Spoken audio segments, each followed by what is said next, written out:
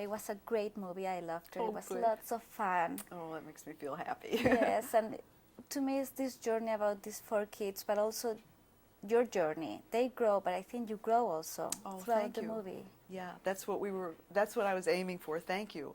Because you always hope that your intentions are realized, and that was sort of the challenge in the character for me. Is that originally when she was when I first read the script, she seemed very one-dimensional in terms of just being a screaming mom, and sort of from the kid's point of view of just being the bad mom.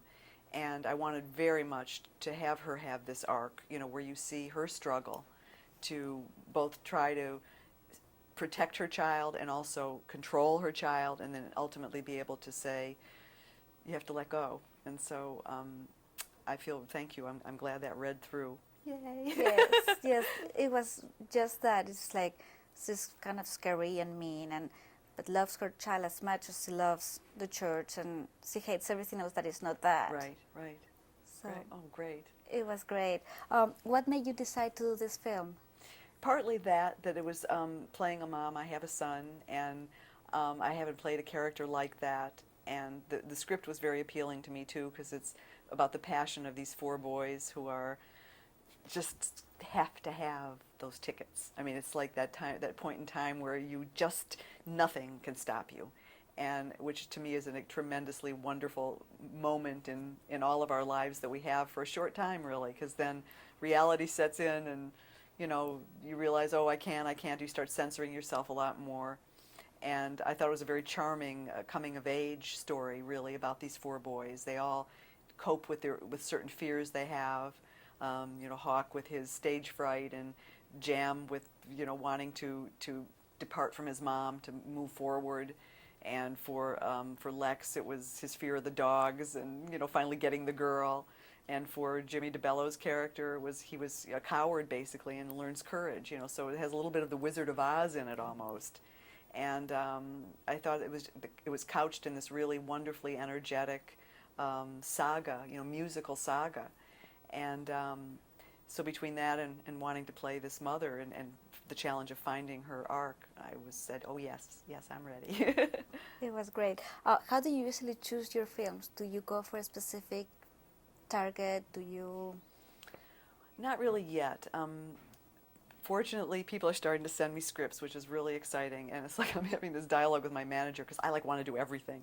Like I'll see a great scene and I go like, oh, I could do this. And he's, no, we can't.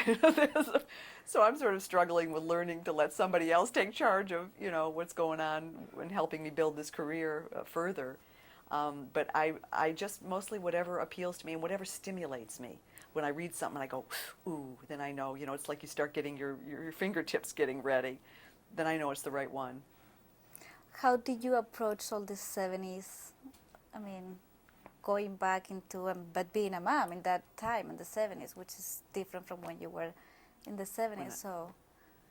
I really didn't, I kind of let the ambiance of the film bring the 70s to me, rather than me like really doing any research or anything on in terms of the character.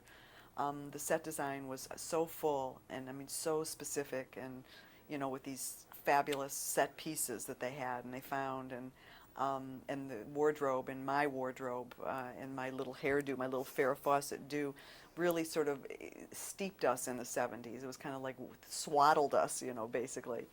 And so in terms of being a mom at that time, I feel like that's sort of a universal issue, that that's the timeless part of the movie. So I just approached it mostly from the character point of view. I only have one more question. What are your hopes? What do you think? Any changes for the new millennium? Do you think anything is going to change? Any hopes, especially? It's, I guess, the same hopes that I've always had, that people will start treating each other like people, and that there will be more self-respect and more respect for others in the world. And if people really could live that way, I don't know if it's possible, because power and greed and all these issues that are so immense seem to take over everything. But I guess my hope is that really someday we can all just realize, it's a team sport. We're in a team sport here, people. This is not like, me against you.